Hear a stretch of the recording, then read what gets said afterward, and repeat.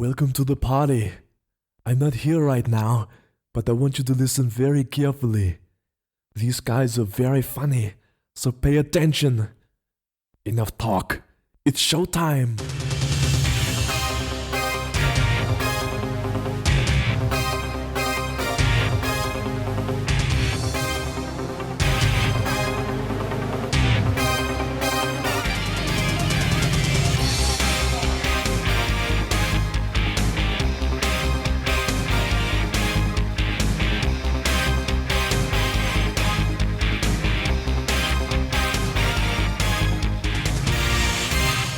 Hello and welcome to Bags of Action. My name's Steve. My co-host is Pete.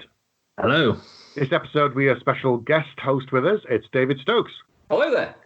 Do you want to give the listeners a little intro to yourself? Tell people who you are. Yeah, I'm a professional screenwriter from Walsall in the West Midlands. The biggest thing I've basically done, I've done some short films and I've done some rewrite work, but my biggest thing was I had a movie optioned that was going to start shooting in May in America. And so obviously that isn't happening now. So hopefully it'll be at the end of the year. Because we had the cast and everything, and now it's all up in the air. They were really close to shooting. And with some kind of... It's one of those silly things. I can't say who was in it because I've had to sign an NDA. But it was like, it's people you'd know. And and so that's all gone up the Swanee. So Fingers crossed for later. Yeah. So at some point later on in the year or next year, it'll all ramp back up. I hope. Okay. Crossing everything for you there. Thank you, sir. No worries. So this episode we are talking about a classic film from 1996, The Rock, starring pretty much everyone and their uncle. Directed by Michael Bay, written by David Weisberg and Douglas Cook, who I've looked up and I don't recognise for anything else that they've done. Double Jeopardy and Criminal, but they're a writing partnership. I think they've only written like 5 or 6 movies. And then there's another writer, Mark Rossner, who I'm assuming is a rewrite credit because he didn't get a story credit. But he's literally written TV, like going back to like V and Crime Story. So it's one of those, maybe a bit like Point Break. It's one of those ones where relatively unknown writers have written something that ends up being a 75 million budget movie, which is rare. Okay. So how many times have you seen this, Pete and David? Well, I saw this, I think, this is back in the days when I was a student and I'd walk in the video shop and the guy would go, here you go, and just hand me whatever had come out that week. So I saw it first on VHS and I owned it on VHS. I have also owned it on DVD. I have yet to move to Blu-ray. And I watched this as a digital copy on Sky Cinema. But I've probably seen it 8-9 times, but not for quite some time. And I'd forgotten an awful lot. That's just age. And I'd forgotten about a third of the cast. But like you said, there's so many people in it. Like every 10 minutes, it's like, oh, there's William Forsythe, for example. Yeah, I mean, for me, I think I saw it in the cinema, and I would have been about 20, something like that, when it came out. Because I was a big Michael Bay fan, but obviously at that point there'd only been Bad Boys, but I did love Bad Boys. Yeah. And I think I had definitely had it on video. I definitely had it on DVD, and now I basically fished out my old DVD to watch last night. But I've probably watched it half a dozen times. But ironically, I only watched it about a month ago, something like that. And then obviously I watched it again last night because it's great. So it didn't bother me at all. I saw it at the cinema as well. I've probably seen it about half a dozen times. I think I own a copy, but I didn't want to wade through the DVD cupboard, so I just watched it through Sky instead. So that was a joy. But man, this cast, getting a film with this kind of cast today, it would cost you so much money. So much money. I can't even imagine. Like as you said, Pete, the budget was 75 million. It made 300 million at the box office. I think you'd need 150 nowadays to get this cast, if not more. Maybe more. Because it's Sean Connery at kind of in the latter period of his career, but he's also an exec producer, which probably helped. And obviously, Nicolas Cage. I mean, Ed Harris is is in there. Michael, I always call him Michael Biehn. Yes, is it just Bean? Okay. Yeah, I think so. I should have just said that and not worrying about the consequences. Can you edit that? That. Great, thanks. Nope. David Morse, John Spencer, Tony Todd, Bokeem Woodbine, John C. McGinley, Claire Forlani. I say that, and Vanessa Marcel. In fairness, the female characters have a very small amount to do in some very short scenes. It is definitely a testosterone fueled kind of military piece. But I guess this is I don't know if this was the last Simpson Bruckheimer movie before Don Simpson passed away, because it was dedicated to him. I don't know when he died. He died during the making of it. Right. Okay. Wow. Okay. Yeah. Yeah, apparently, I read a story. Apparently, they were trying not to tell Michael Bay, and then Nicolas Cage kind of told Michael Bay accidentally, and kind of went, "Oh, did you know Don's dead?" And he was like, "Huh?" And apparently, that's what happened. Oh wow! Ooh, I was going to put a crimp on things. Yeah, I can imagine Nicolas Cage is not the best person at keeping a secret. Probably not. Just a bit of a side, but has everyone seen that entrance that he's done on the Wogan show from back in the day? Yes. Oh God, that is so funny. I watch it on a loop sometimes when he's cheering up because he's brilliant. Throwing money, rolling, the karate kicks. He's just off his tits on something. And he was just life. And he was just completely knackered for the rest of the interview. He just couldn't speak. Nope. What a nutter. Anyway, back to this film. Yes. So where shall we start with it? I quite like the fact that it's got like a pre-titles kind of thing, and you don't see Nicolas Cage for quite a while. You don't see Sean Connery for even longer, and it kind of, what I like about this movie particularly is the strength of its villain, because it sets up Ed Harris's character and the motivation for him. Like, by the time you got the word The Rock comes up and the Hans Zimmer score kicks in, you kind of know, and you're already kind of, it's that age-old thing of like, a good villain is someone you actually can kind of, you don't necessarily agree with what they're doing, but you can see why they're doing it. So I think within like 4 or 5 minutes, with a little bit of exposition, but it's quite well done, you kind of go, I get why he's going to do what he's going to do. Yeah, that's something that because like normally when you watch it, you just kind of watch it. But last night I was watching it kind of with a filmmaker's eye on it. Yeah. And it is really good the way they do it. It's like the villain, the protagonist is set up in 5 minutes and you know exactly who he is, what he's done and what he wants to do. And then they do the same thing with Nicolas Cage inside of 5 minutes. It's just a shame that it takes them another 50 just to get to Alcatraz after that. I know. I paused it and I was like, it's been an awfully long time. And I was like, okay, 57 minutes. Yeah, it's insane. To set up the two main characters, apart from Sean Connery, but the two main characters in less than probably 10 minutes. Yeah. And then the next 40 just setting up the rest of the story in the Sean Connery thing. So it's insane. I never realised it took so long until I watched it again last night. This is it. I never thought it was a particularly long film until I got 40 minutes in. I was like, oh man, how much longer is to go? We're not even there yet. And then I had to look at the running time and went, oh, it's only 2 hours 16. And we've had long films. We've had 3 hours, 3.5 hour films. And you'd be on the edge of your seat. I got 40 minutes in. I was like, oh man, can we just get to the prison already? Come on. It's very strange. It's actually, when you look at it that way, it's quite a strange structure. That it is so front-loaded in a way. But I guess the only thing in its benefit is it does kind of make you care more about Connery's character, and it does make you understand why they end up kind of the buddy cop thing of the bringing them together. But because they're not, it does kind of, I suppose it sets up the stuff with a daughter and makes you realise he's not as bad a guy. I mean, essentially, he's old James Bond in many ways. Yeah, definitely. Brilliant. It's genius. Like that was go on. Oh no, I was going to say that's actually because I was just looking up at like little facts and things about the movie last night, and that's one of the kind of the theories on the internet is that basically he was playing James Bond as an old man. Yeah. That was basically the idea, which is kind of cool. It never even occurred to me, and I was going, that makes sense. I hadn't until they all were like doing the little mini submarine thing, and I was like, I'm sure, what else have I seen this in? Oh yeah. Like mid-period Bond, so it did start to suddenly. And I think once you start looking at it with that thought in your head, then it becomes more apparent, I guess. Yeah. And we know that when they pitched things to Connery in the past, he hasn't got it, so he's turned it down. So they pitched the Matrix to him, and he was like, "I don't get it," and so he didn't take the part.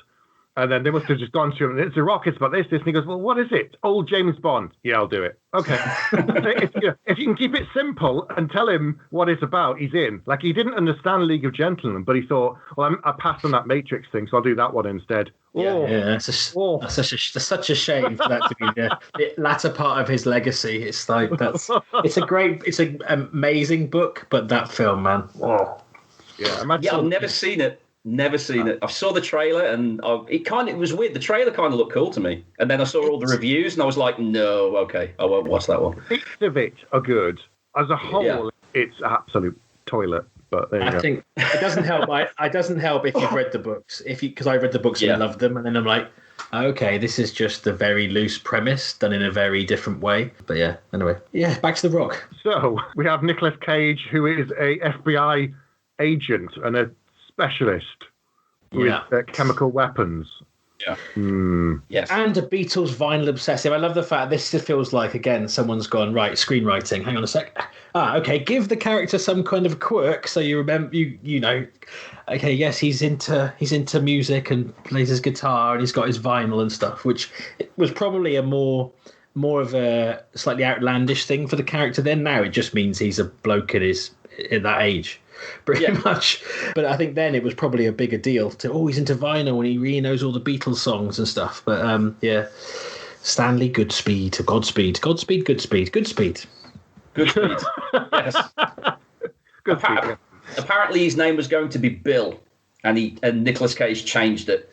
He wanted to make it Stanley, not Bill. Apparently so. And it had to go to Sean Connery for approval. But he approved it. Apparently he preferred it to Bill, so everything was okay. Full of changes to try and press upon the film. That's what Cage goes for. Yeah, that's what he went through. It's the small victories. That's what I say. So, I'd forgotten that this film was very, very long up front. And you get a massive car chase with explosions and, all across San Francisco and all of that. And then it just kind of, not fizzles, but he just stops it just so that he can have a minute with his daughter to kind of talk to her. And then Nicolas Cage is watching and then comes in and helps him out at the end. So that was really weird, a really kind of weird thing to put in the film. And we haven't even got to The Rock. Yeah, I guess the only thing I thought is it just gave it gives, because I think before this, Mason, is it John Mason, the Sean Connery character, is very suspicious of everybody and everything, as you would be if you'd been kept in prison for 30 years with no trial and made to grow your hair and make grunge jokes. So when I think it's just it helped him realise that Stanley Goodspeed wasn't like the others because he let him have this moment, and I think that's the reason he trusted him. So I think that's why it was in there, but it didn't need that long sequence, especially with lots of stunt people who are really noticeable. If you watch the tram bit, there's an old lady running across the road that is blatantly a guy in a headdress. Oh man. Yeah, that was done. That was shot after the film was completed. Apparently, after the previews, because if you get rid of that car chase, there's basically no action in the film for an hour.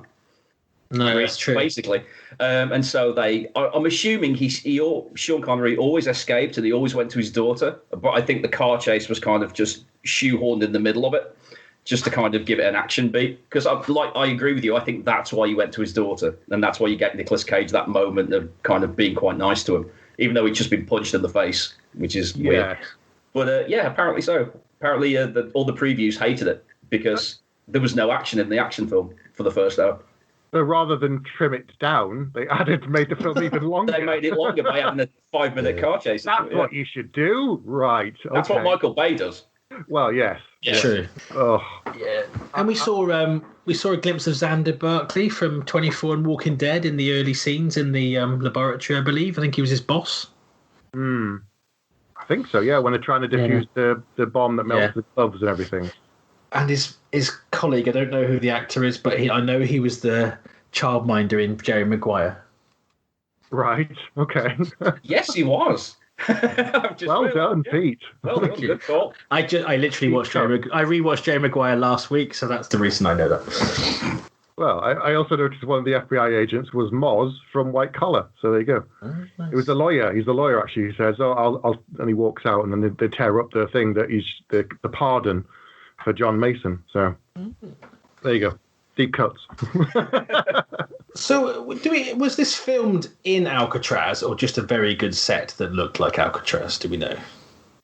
Alcatraz. Yeah. Apparently, they wanted to film it in LA, and Michael Bay insisted they were kind of like, take some helicopter shots of Alcatraz, and we'll do the rest of it on the soundstage. And he was like, no, it's got to be Alcatraz because it just nothing looks like it. And amazingly, he got his way, which I think is quite good because he was only on his second film. But it's really Alcatraz. I'd love to go. I've been as well. Awesome. It's not as big as you think either. No, is it not? No, that scene where they're walking down the main street, as they call it. Is that what they call it? Where the cells? Yeah. That's not Alcatraz because it's not that big. Really? Oh, I didn't know. Yeah. That's not real. Because you go into the cell and you go, this is quite pokey. and there's like some of the scenes in this film. Oh, obviously a lot of the scenes are ridiculous, but there's that bit where they're pretty much Indiana Jones on a cart rolling underground and all that sort of. And I'm like, Alcatraz isn't that long. You've seen how big the island is. We're in the bowels. They're in the bowels. There are the way that he goes in. I think about 2/3 of that would still be underwater. Yeah, you're halfway to San Francisco. You're actually on shore now. The amount of distance you've travelled underwater through the pipes on this cart. I'm like, dude, you've passed Alcatraz. You're in somewhere else now. I went there in I not remember, which is bad because it was part of my honeymoon, so I should really remember when it was. 2002. So I'd seen this film before, and I thought it was going to be a lot bigger.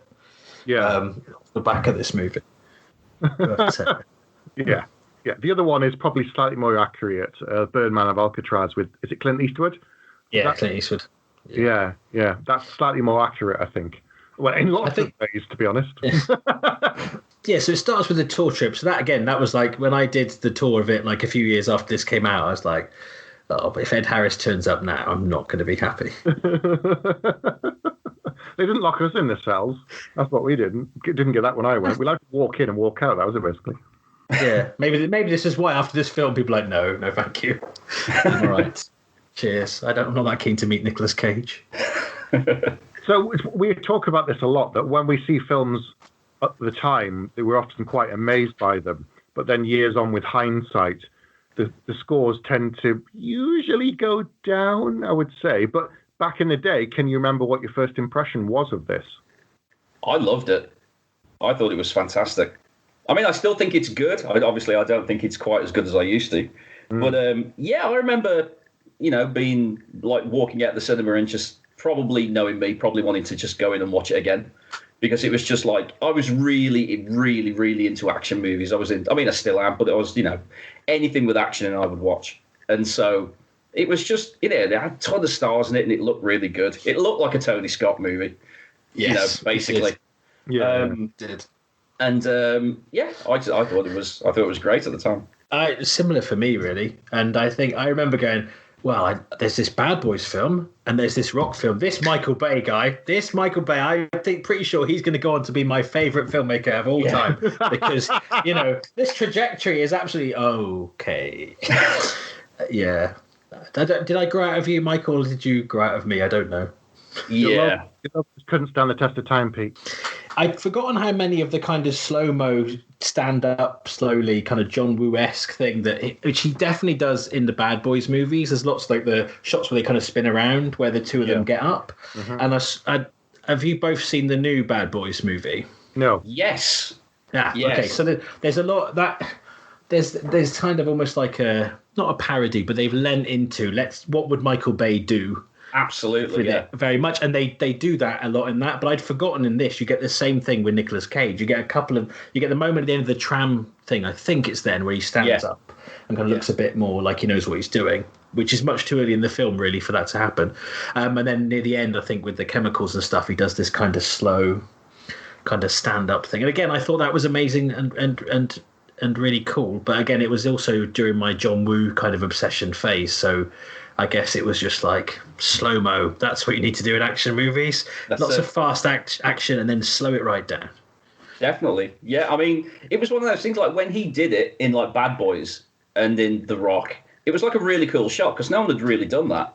And then he just did it in every single film after that. Every single one, pretty much. He did that low angle, let's rotate around the actor and stand up. And in the end, he's like a parody of himself at this point. I mean, I hate myself for saying it, but I really enjoyed Six Underground, even though I had no idea what was going on for 2.5 hours. Didn't understand it. Nothing. I absolutely hated it. I felt like at one point I was sure I was having some kind of a seizure because if I blinked or I passed out for 6 seconds, when I came back, the film was somewhere else. And I'm like, hang on, did I just have a seizure because I don't know what's going on? And I've been watching the film the entire time. Yeah, it was so ridiculously chopped up. The editing. It's insane. It's like it was a 4-hour film and they cut it down to 2 and they've just cut out stuff. And I'm like, hang on, there was a good film, maybe, but now it's just a train wreck. Yeah. Oh. The action's great, what you can see of it. I mean, the story's nonsense. But I mean, and I'm a massive Ryan Reynolds fan. I'll watch him anyway. Yeah, me too. But it stopped at a 14-minute car chase. I typed it. I was like, this is still going on. How long are we at? 8 minutes. Okay, now 12 minutes. Oh, wow, this is the film? When do we get to the real film? No, this is the film. Oh, wow. Wow, this is horrible. Anyway. Okay. So for completeness, I haven't seen it, so maybe I should see it. I've done a 5-minute review, Pete, on the channel. So you can listen to that afterwards. Okay. But it's basically me doing that for 5 minutes. It was awful. That was it. But anyway, I loved this film as well back in the day. I thought it was brilliant. Yeah, I love this film. Brilliant all-star cast. I saw it at the cinema. I probably wanted to see it again. But back then, I typically didn't revisit films at the cinema. I probably waited for it to come out on DVD. Back in the day, we used to buy DVDs, and everything wasn't digital, and we'd go to HMV or something and get it because it was so good. And the time back then, you didn't notice that it was 2 hours. It was just fantastic. I think back then as well, I had a real thing for films where there are people back in a room somewhere organising a thing, and other people are off doing something, if that makes sense. So like Under Siege from like 4 years before this has very much, it kind of cuts a lot between, is it Mason Storm running around the boat and then the people in the HQ? This film feels like it starts like that's what's going to happen. So you've got them all kind of, the FBI and everybody else, and they're all kind of the military, kind of making all these decisions. And then the Navy SEALs are kind of wiped out. Then it's the two of them, and you think, well, they're going to be in their ear telling them what to do. But really, they just like, oh, we haven't got a clue what's going on. And at one point they go, yeah, we haven't heard from them for 7 hours. What should we do? And I'm thinking, what have you been doing? You're sitting there playing battleships. What are you doing? 7 hours? I'd never noticed that before. Until, like Dave said, watching it with that kind of, analytical brain on, I was like, well, what have you been doing? Surely there must be a version of the script where they help them in some way and not just go, oh, well, there's 2 people to save all these people. Let's hope it works out. Very odd. But yeah, I did have a thing for that kind of film where there was a Bill run of it. I think what else? Enemy of the State as well. I think a little bit like that, of that kind of thing of that was great. People in a place and someone else running around. I'll tell you what, the thing that got me about The Rock that I'd never noticed before was like his girlfriend. He tells his girlfriend to come to San Francisco. Yeah. And then he tells her not to, but she goes anyway. And then the next thing you know, she's in the car with some kind of secret service agent. And then the next thing you know, she's like in the middle of the Pentagon with them. Yeah. And it's like, you wouldn't have even got in the doors. They would have sent you home. What are you doing in that building? There's no reason for you to be there at all, except to look a bit sad when you thought you got blown up. They even say to her, or to him, she can't be a distraction. She's here, but she can't be a distraction. Yeah. We're going to go and get her so she can't be a distraction. Oh, yeah, I know. Let's just run around in here. It is. Like I said before, the female characters get like very short shrift here. Like Claire Forlani is a really good actress, and at this time she's been in some really good stuff. She basically appears to kind of go, "Hello, Dad. I don't know you. You're not really my dad." Oh, okay. That's kind of it. And you know, there is a resolution, but for her at the end, but she's not in it. She doesn't get to appear again on camera to actually do anything. Yeah, it's weird. So I mean, that's the thing that got me about, like, obviously it's meant to have like a happy ending. You know, Sean Connery goes off, Mason goes to live whatever years he's got left, and I'm like, but he doesn't have a country, which means he doesn't really have a name, a passport. He doesn't have anything. This man will be homeless for the rest of his life because he can never apply for a job or a loan or money or anything. He will end up living with his daughter until he dies. So, you know, it was pointless. He got to, you know, live the life that he wanted to live. But I would imagine if, you know, how can I explain it? Like, obviously they was like, oh, he's dead. He got vaporized. And then it's like, yeah, but he isn't actually. He's still out there somewhere. Surely at some point someone's going to find him. Yeah, and I think, like Nicolas Cage's character gives this kind of look, and I think William Forsythe's character knows that he's alive, but then the other guy kind of looks at him like, what? He's vaporized? There's some heavy-handed comedy moments in this film, although they are very funny. Like the guy who cuts his hair is like straight out of Beverly Hills Cop. It's just like it's like, oh, let's make the camp funny, stylish guy, and the only important thing to me is that you like your hair. And it's like it feels so like it's been telegraphed in from another movie. Yeah, it's a little bit uncomfortable. Yeah, definitely. And the Chinese cook, when Sean Connery's running through the Chinese restaurant, and it's like, oh, it's the angry Chinese cook as well. We've got the cat hairdresser, the angry Chinese cook with a cleaver. Yeah, it's nonsense. Yeah. And the other, there's some ludicrous things in here, like the fact you if you ever watch, just everyone, if you've not seen the film, making notes at home, and you're thinking of escaping from a prison or some difficult situation in your life, order the FBI a large amount of room service. Yeah, because he basically distracts them with the concept of food. Yeah. Which just feels really bizarre. They're also, you know, sometimes when we rewatching things, you kind of look at script like things. I'm not going to say plot holes because that phrase is so overused, but think like dangled carrots that you never kind of get to the end of. So, because I think the fact he's at the start talking about the Beatles, then he makes the grunge gag, and there's a few things he talks about like vinyl records and stuff. You're like, oh, okay. Stanley Goodspeed is a guy who's into his music. And then when they talk about how Mason met the mother, that was at a Led Zeppelin concert. And I'm thinking, okay, at some point they're going to join the dots of he likes older music. This guy obviously likes music because he was at this concert, and they're going to make that some kind of link between the two characters as a reason that they get on, but it's never. No. I just wanted to go. They go, do you know what? If we just remove these 2 pages where they talk about the Grateful Dead show they both were at, maybe they can drive around in a little truck underground. Yes. We want an Indiana Jones moment. Okay, we'll take out the bit about the talking about music, put that in instead. The other thing that, well, there's a lot of things that baffle me about this film now, but these soldiers are, you know, the best of the best. And we know that General Hummel has got everything. He's been everywhere. I love it when he rips apart that guy from the FBI or the chief of White House staff or something. And the start. Identify yourself.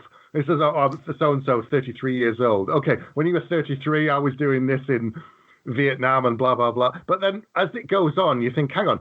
So all these other guys are really, really good. Tony Todd, and they're all brilliant. And they get killed by a 72-year-old man and a numpty who works in a lab who's never shot a gun. Yeah. That becomes more apparent when Sean Connery's character goes to leave, and then suddenly goes off to try and do it on his own, and it's like, they split up near the end, don't they? And it's like, this is starting to get a bit like, this is just relying essentially on blind luck and being the good guy. Mm-hmm. At this point. Definitely. I mean, the thing that got me was that, and again, I never realised it until I watched it again last night, is that Nicolas Cage, if you get rid of the car chase that obviously was never meant to be in the film, he does nothing the entire film that's actiony. He's not heroic. He's just terrified the whole time. He kills the guy in the car. That's the first person he shoots. That's it. And then he puts that ball of VX goop in that other guy's mouth. And it's like, literally, that's the 2 things he does in the whole film. And that made him an action star. And it's like, he didn't do anything. Obviously, I think the next film he did after that was Con Air. So obviously, he was. I'll tell you what amazed me. I was looking at his IMDb. The film he did before The Rock was Leaving Las Vegas, and that's incredible to me. Just got his Oscar. He wins. Just got his Oscar. Was like, I'm going to do a big dumb action movie next. It's like, respect. That's that's what you're going to do. Brilliant. But he will, turn up to open an envelope. It seems from any kind of thing. He will now. I think. Choices. Yeah. Well, even back then, some of the choices he made, and you're like, really? Yeah. You're just thinking, whoa. Like I remember, is it Raising Arizona? Yeah, and he did something like that, and you go, that's really interesting, and I like that. Brothers. It's cool and it's quirky, and then he goes and does something really bizarre, and you're just like, why? Why did you do that? What's wrong with you? It's amazed me the last couple of years I've listened to more interviews with actors and the amount of people they talk about. Alec Baldwin does some really good interviews on his podcast, and he go, so I looked at your history, and like you did this film, I think he was talking to Julianne Moore, you did that film, why did you do that one? So I've always wanted to visit the place it was being filmed. Okay. And what about these ones? Oh, that's kind of where I live, so it means I can see the kids more. And you just go, well, wow. I guess, even at that level, I suppose being in work is still good, and getting your regular amount that you earn is still good. So I guess there are times when maybe Michael Caine probably through most of the 80s and 90s being another test case for that. Where it's just for how long? Okay. Yes, I'll take that. Yeah, Jaws 47. Okay. Jaws. Jaws. Oh wow. Because they filmed. That's it. Because they wanted to go in the Bahamas for like 6 weeks or 8 weeks. Yeah. It's the only reason he took it. Yeah. Oh. But but some of the actors, like the really big ones, will say things like, it's one for me, one for them. Yeah. Or they just completely pick and choose. But then what a lot of people kind of forget is there's 80-90% of the other people are just actors who are just working guys. They're just, and girls, I should say, they're just there because it's their job, because they need to pay the bills. Whereas the other people are like, oh yeah, I'll do that because it's close to home. And I'm like, what? Yeah. It's unbelievable. What about the craft or the art? Or exactly, no. I'll go and talk about it. I'll go and do inside the actor's studio. I'll go and pretend to hone my craft and all that kind of stuff. But when it comes down to it, a paycheck or I get to go home on a weekend. It's interesting that those reasons tend to be said about 20 years after the film comes out and not during the press check. Of course. Anyway, we strayed a bit. So... This film does have a fair bit of action once they get onto the island. As silly as it is, I liked the fact that the only way they could get in is because Mason knows the route, and all of the blueprints and all the rest of it doesn't work, and it's all in his head. And it's like 72 paces here, and go this, and you have to climb this, and all that kind of stuff. Roll under the furnace. Oh, we've got to have some fire. You've got to have that. Yeah. Why was the furnace even on? And why was it rolling bits of no reason to be. Yeah. Why? What does the rolling bits of metal do? I don't understand. But it looks cool. We'll put it looks really cool. Yeah. Yeah, that's the answer basically. That's all we need to know. And he puts his balaclava on right before he goes under it, just to cover the stuntman's face. Because if he gets set on fire, that mask is just melting onto his face. There's no reason for him to do it. It's not fireproof. It's just to cover the stuntman. I thought that was brilliant when I saw it last night. The things we notice now. Or the fact that when he opens the door, it's like, that's a really thin metal door. Because they'd not have just used a blowtorch and thought of that when they got there and opened it. But anyway, little details. Come on. Details. So, VX, gas, poison, melting the face, all of that. Yeah. I mean, I like the fact that we'd seen him already, in the chamber at the start. We'd seen him diffuse something already, so we knew that Goodspeed could actually do what he could do. And I did like the setup of the fact that he wouldn't stab himself in the heart. I don't think I would particularly either, but he wouldn't do that, which meant when he did it later, there was it was a bit of a payoff. But I think you're right. His arc isn't really an arc; it's more a short line. I'm not a hero. I need to be a hero. Okay, I'm a hero.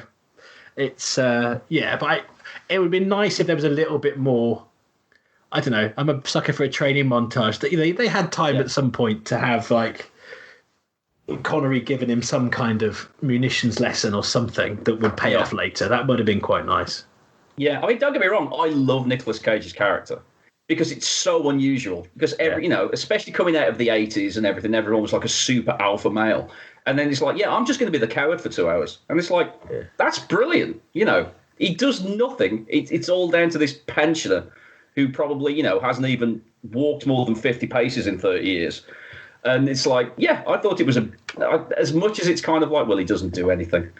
It's brilliant that he doesn't do anything. It's a really brave thing to do. It's just like, I'm just going to be a coward the whole movie. Brilliant. And I like the fact that I know it's Nicolas Cage, so you always get like a performance that's up to 11 of some sort, but he maintains it. It's not like one of those things where they set up like a shtick, and then as the action gets more complicated, or he starts to understand how important this is, that he kind of softens off. He's still kind of that slightly annoying arch kind of guy who just says the strangest thing at the strangest moment, right until the last frame, really.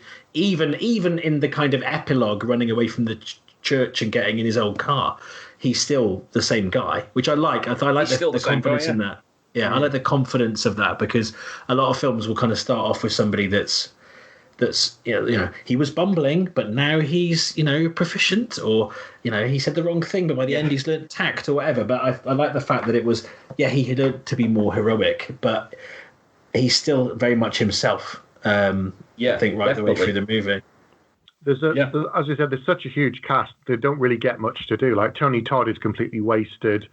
John C. McGinley doesn't get to do much. The only two of the sort of villains, as you say, in inverted commas, that get to do anything are David Morse and Ed Harris, who you can see.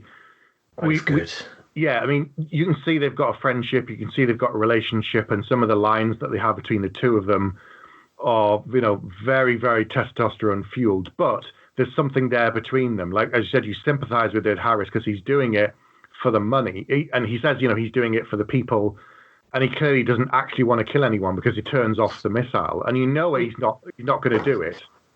Well, that's the thing that hit me last night. If he hadn't diverted that, the only reason it doesn't actually happen really is because of him. Yes, which almost makes much more sense that you saw him first, and he's possibly the character with the biggest story, because he's got a reason to do this thing. He's surrounded himself with people who some kind of believe in this, righting this wrong, but most of them just want the money. And actually, over time, he starts to realise that. He starts to question himself, and then he's the one who steers the missile away. And yes, they stop it from being much, much worse. But it's essentially that thing I said earlier, where they've not heard from anyone for 7 hours, and might do an airstrike. Well, they would have failed, essentially, if the villain hadn't changed his mind, kind of. Yeah. Which is very unusual, particularly in a big Hollywood movie. Yeah, that hadn't even occurred to me. Yeah, you're absolutely right. If he hadn't changed it, it would have killed all of San Francisco, and they still would have blown them up, but the damage was already done at that point. So yeah, it would have killed like 100,000 people already. Yeah. And even though he got shot, Goodspeed asks him, where's the last missile? And if he hadn't told him where it was, he wouldn't have got there in time and be able to defuse it. So he's the one that essentially saves everybody. Yeah. And the others, they contribute, but, Mason more than Goodspeed. But I think that's another thing I liked, really, is the fact that their reasoning about these kind of black ops people not getting a military funeral, not getting any payment to their families. They were doing the most risky things around the world secretly. I like that because it gave you the motivation, but also I think the story makers obviously wanted that to be a thing because he's not a typical kind of black hat kind of villain. There are definitely shades in there. But also when the president does the speech before the airstrike, he actually says this is what they've been through is wrong, and it should. He almost acknowledges that there's a reason that they're doing this because which is again is very unusual. It's a film in many ways about the motivations. It's a crazy over-the-top action movie over here, and at the same time it's just kind of this almost exploration of kind of what it means to be working in black ops, which is really bizarre in a way, now that I've said it out loud. Yeah, definitely. I mean, they always say the best villains are the ones who, like, their reason for doing it, that they have a genuine reason for doing it. That it might be insane to someone else, but to them it makes sense. And for him, and like Ed Harris's character, his name escapes me right now, he absolutely has a genuine reason to be doing this. And I love the fact that at the very end, he's like, look, we threatened it. They called our bluff. It's over. It's like he was never going to do anything. He just wanted to scare them to get these men paid, or the families of the men paid. And it didn't work. And he was like, well, that's that then. What we're going to do, you know, that's it. We're done for. And I really like that because he wasn't insane. He had he had a genuine reason for doing it in his mind. I love the fact that he spoke to his dead wife at the beginning as well, because who goes to graveyards when it's not raining in movies ever? So doesn't happen. And who talks to the dead people in their head? No one in a movie. Yeah, never. It's always out loud. I did like the bit as well earlier when they break through the shower block and they start shooting, and he hasn't wanted them to, and he's just constantly shouting ceasefire. Yeah. And I think that's where you get the measure of the fact that he's not as bad as you might expect him to be. Yeah. I liked it also early on when he first calls the kind of the room with all of the people in, and the other guy goes, "Hey Frank, it's just Sal here," and it's just like he's known him probably like 50 years. Yeah, and he's like, "Oh, hello." They're just like chatting like as two very old friends. And even when the other guy goes, "Oh, he's a maniac," and he goes, "Son, he's the 4-star general and this, that, and the other." So even though he's on the opposite side, even though General Hummel is, has put them in this situation, it's like, you're going to respect the man, son, for everything he's done for this country. And it's like, fair definitely. enough. So he's not your typical villain. So, as you said, Pete, there's some really interesting ideas being touched on, wrapped in a giant explosive ball of a Michael Bay, action movie. Yeah, definitely. Definitely. I really I'd forgotten how much I liked Ed Harris until I watched it again last night. I was like, actually, he's brilliant in this. Yeah. He's really, really good. And I think my favourite 2 films of his are probably The Rock, possibly State of Grace, but he's not in it a whole lot, if you've ever seen the movie State of Grace. But that and The Abyss. The Rock and The Abyss are my 2 favourite Ed Harris movies. I always get the idea he's a bit of a scary guy to be around on set because he gets angry really quickly. But he's brilliant at what he does. If you see the outtakes for The Rock, he's really angry a lot of the time. I need to see them. Petrifies. He petrifies me now in Westworld. Absolutely petrifies me. Yeah, fantastic. My embarrassing omission is I've never seen The Abyss. Really? So good, Pete. Fantastic. So good. Everyone's waiting for a HD version on Blu-ray, aren't they? Yeah, that and True Lies, and neither of them have appeared on Blu-ray yet. Well, no. But I liked Ed Harris did a film a couple of years ago called Kodachrome, which is a kind of very gentle family road trip movie where him and Jason Sudeikis and Elizabeth Olsen, really good. A very small, low-budget film, and he's cracking in that as well. But you also get the impression that, yes, he would be quite terrifying. But don't forget, later this year we're going to get to see him again in Top Gun Maverick. Yes, not until December now. It was originally July, I believe, but it's been put back to December. I hate myself for saying it, but I can't wait to see that. I really can't. I will have to see it in the cinema. Yeah, if there's an IMAX version, I have to see it in IMAX because it's going to be insane. It has to be. What will Tom do next to almost kill himself? Fantastic. Well, they're doing back-to-back Mission Impossible films next. Yes. They've been working on that. Hayley Atwell's been practicing and training for 6 months on that until everyone went into lockdown. So yeah, that's what they're doing next. Fantastic. There you go. Yeah. I will bring up one thing. What's your least favourite performance in The Rock? For me, it's William Forsythe. It really, honestly, it gets under my skin in a way that it should. It makes me so angry. Yeah. It's like he's in a different film. I hate the way and I love him. I mean, I love him in Out for Justice. It's probably my favourite William Forsythe film ever. Nice. Good call. The way he speaks in this film, it's like, it's so acty. And it's just kind of like, dude, really? Is that the choice you made? I mean, really? I'm gonna guess that William Forsythe is not in your film. Just a little wild guess. No, he's really not. I've seen him. I like him. He was in. He's like everybody. I actually finally dropped off of Hawaii 5-0, but he appeared in. Everyone pops up. Even Michael Madsen popped up in that at one point, looking 100. But he popped up in that, and I was like, hey. But I liked him in Out for Justice. A film we did way back when we started the podcast, Stone Cold, which is a film that I adore. And he's very, very good in that. But I know what you mean. He's kind of doing. He's just doing the William Forsythe thing in a way. Yes. Yeah. The bit where he goes, well, at least he got his name right. That's funny. That's a really funny joke when he's going, I'm Stanley Goodspeed. He's like, well, at least he got his name right. Yeah. That's funny, but the rest of it, it's just when he's talking to Sean Connery, it's like I can't imagine like the anger that was seething in Sean Connery if he was talking to him that way. Like when he hits him on the back of the head, even watching it, I was like, he's braver than me. I would not hit Sean Connery on the back of the head, even if I had to for a film. There's just no way. There's no way. Pete, who's your least favourite then? Oh gosh, I don't think I've got a least favourite. Certainly not to the level that you just did. I'll tell you mine while you think about yours then. Okay, go on then. Tony Todd. I love Tony Todd. Oh, okay. He's brilliant in just about everything I've seen of him. I love him in Star Trek because even under all the makeup, when they make him a Klingon, which they always do, you know it's him. He's so convincing, and he's just so excellent in that kind of a role. He turns up as someone's brother, and he's a recurring character, and he's so good in many films. But in this, he gets very, very little to do apart from chew the scenery. And there's that one thing with Rocket Man, I hate that soft shit. And I'm like, oh, come on. I know you're better than this, Tony. Come on, dude. I like you. You're better than that. And then they shoot him with a rocket and kill him. I just, him and the guy who plays Captain Fry, those two just annoyed me in this. Like, they just said, how can we get noticed as a cast that's got 30 people? Turn it up to 12. I'm like, no, don't do that. Definitely. I agree. Go on, Pete. Oh, I don't. Maybe John Spencer as Womack, the FBI director. I don't. Yeah.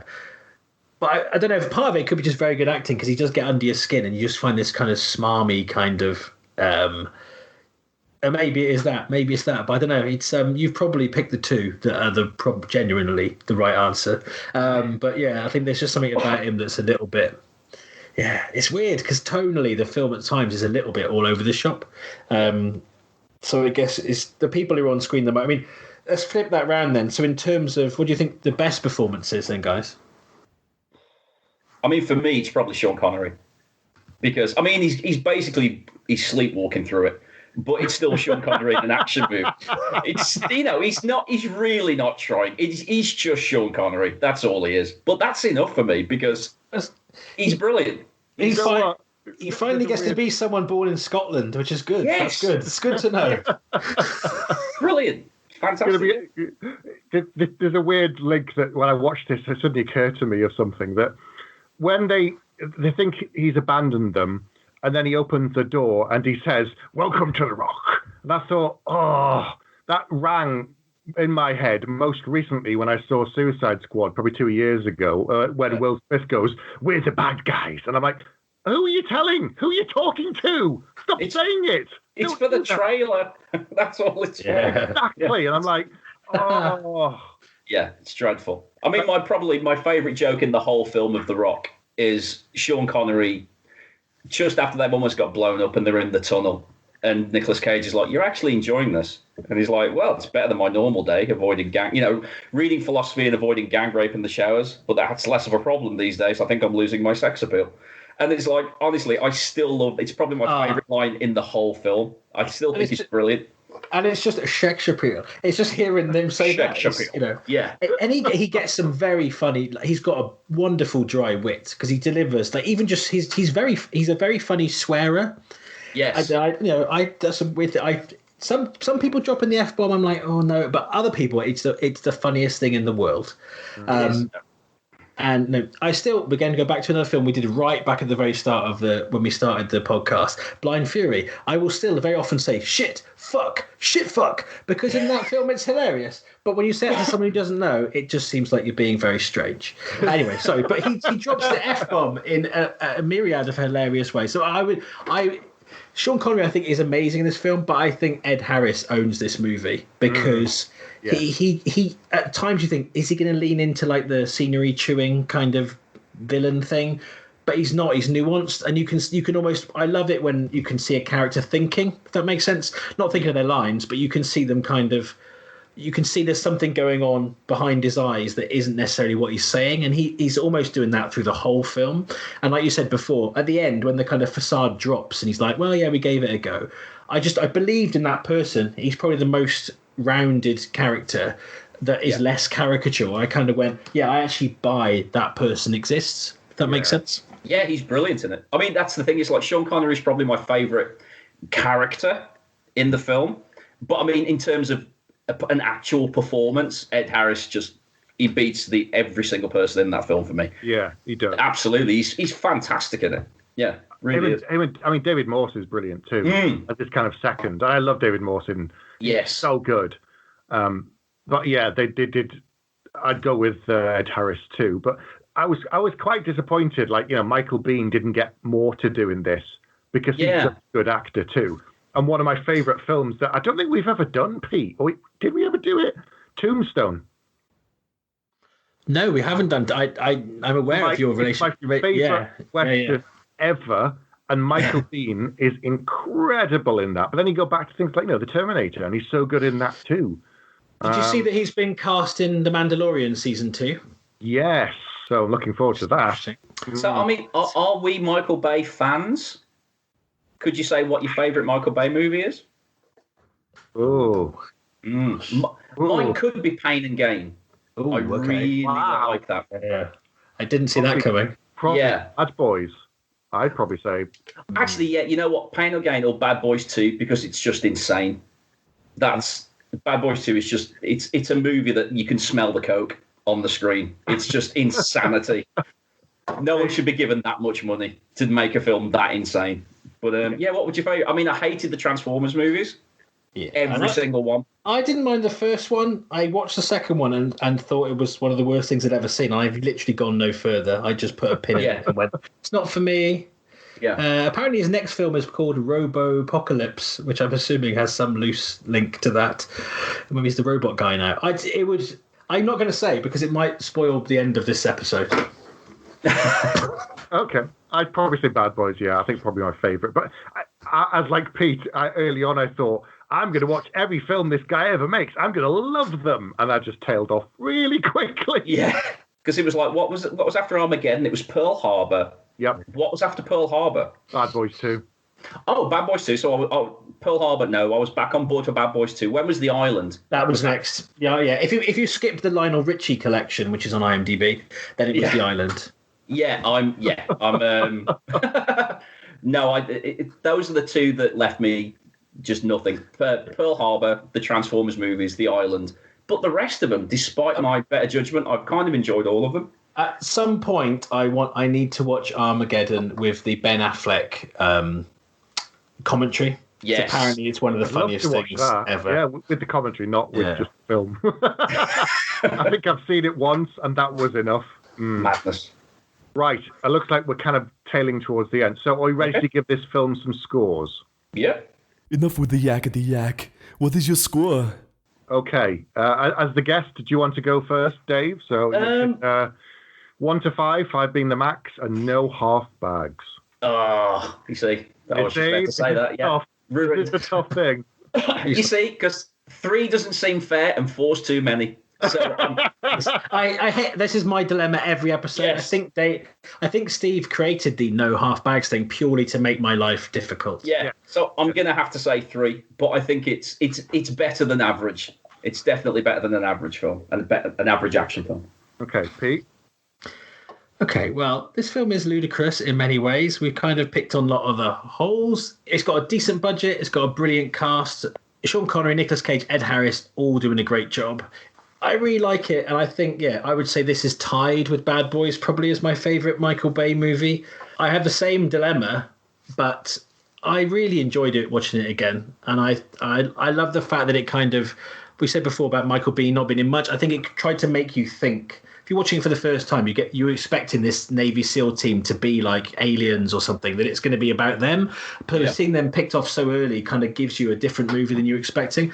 And I'm wavering, but I'm actually going to give it 4 bags. Okay. I think back in the day, I would have given this a full score and just said, "Oh, it's brilliant, it's perfect." But Same. Watching it now as a much older person and going 40 minutes in, oh, come on. I've got stuff to do. How long does this go on for? You almost feel like you want to put it on double speed just to kind of get to the get the film moving. No one needs Nicolas Cage on double speed. That's just like him on coke. So it was ludicrous. It is silly. It is so testosterone at times and quite flag waving. But there are some funny lines. It's an all-star cast, but given compared to other films that we've done in the past, I can't, in good conscience, give it a 4. So I'm going to give it 3. 3 bags. It's a solid film and it's good fun. But yeah, I don't think I need to see it again for another 6 or 7 years, I think. Yeah, I won't be watching it again for a while. I've seen it twice now in probably 6 weeks. So that's enough for me now. Without being sponsored. Yes, exactly. That's it. You're done. You don't need to see it for 10 years now. Yeah, I'm good now. I can throw it away for a bit. I'm good. I do like the fact that it isn't a franchise. Because even Bad Boys is now on its 3rd and we're going for a 4th movie. And, I've not seen a Fast and Furious film. Maybe they'll be on my tombstone. He never saw a Fast and the Furious movie, despite the fact they made 49 of them. But I just like the fact that in fairness, getting Sean Connery to do another film would have been difficult, but they did leave it kind of open. The story could have had something. Because we've also not talked about the fact that they confirmed the Roswell landing in this movie. Just as a throwaway comment. Yes. Yeah. Which I'd completely forgotten. But yeah, and obviously the JFK stuff. But yeah, I like the fact it's a film. It has a start, a long start, a middle and an end, and then that's that, which is rare these days. It is, yeah. And so saying that its budget was $75 million and it made $335 million worldwide. So it really, as Pete would say, washed its face and then some. Yeah, watched a few people's faces. Yeah, definitely. Yeah. Oh yeah, it did really, really well, and obviously, it launched Michael Bay into the stratosphere and so many big actors. Yeah, a lot of robots. Sadly, he did. Yeah. Never mind. Let's try and end on a positive. So that's it for this episode. Have you seen The Rock? If not, what's wrong with you? Go and watch it and let us know what you thought. Get in touch with us. You can email us, bagsaction@gmail.com. You can come onto the Facebook group there and talk to us about this film and other films and make suggestions for films that we should review in the future. Don't forget to leave us an iTunes review. Thanks, Dave, for joining us. Where can people find you on the internet? On the internet, I'm at... I said it like I was someone's now. Absolutely. Yes. I'm David Lee at David Lee Stokes on Twitter. I think it's at David Stokes Writer on Instagram. And don't go to my Facebook because I won't add you. It's quite simple. But Twitter and Instagram, by all means, yes. Excellent. All right, Pete, wrap us up. Thank you for listening, if indeed you still are. Good night. Good night. You have been listening to Bags of Action. No bullshit. You'd better stick around for the next episode, because if you're lying, I'll be back.